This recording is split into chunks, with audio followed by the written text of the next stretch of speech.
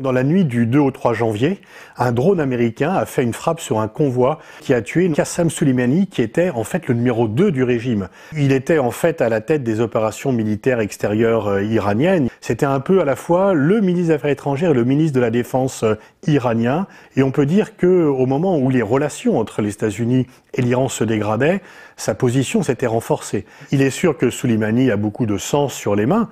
Alors il a contribué, disons, de façon positive à vaincre Al-Qaïda et l'État islamique, mais il a aussi aidé Bachar el-Assad à gagner sa guerre. Et puis Soleimani a aussi beaucoup contribué à armer le Hezbollah. Oui, cette frappe est une déclaration de guerre, parce que quand on assassine ou qu'on tue, quels que soient les mots, quand on tue le numéro 2 d'un régime dans un pays étranger, eh bien, c'est bien une déclaration de guerre. Il est clair que ni l'Iran, mais non plus ni l'Irak ne vont rester inactifs. C'est un défi majeur à leur souveraineté. L'Iran, qui voit le numéro 2 de son régime être tué dans un pays étranger, ne peut pas ne pas réagir.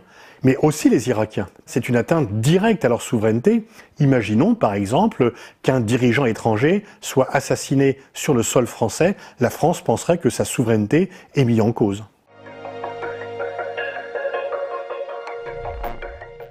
Il va y avoir l'anti-américanisme en Irak, le discours anti-américain. Et on peut penser aussi que l'Iran ou certaines milices irakiennes vont chercher à se venger aux États-Unis, non seulement en Irak, mais également en d'autres endroits. Ça peut être aussi bien d'ailleurs en Amérique latine qu'en Afrique, voire sur le sol américain ou en Europe.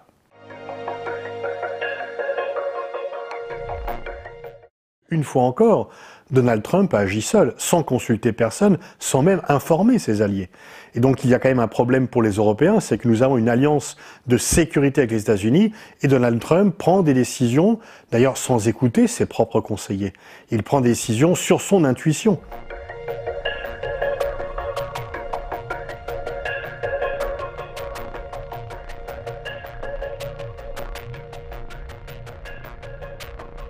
Je pense que Trump savait qui il tuait en faisant cela, mais que très probablement il n'a pas calculé les conséquences de cette mort.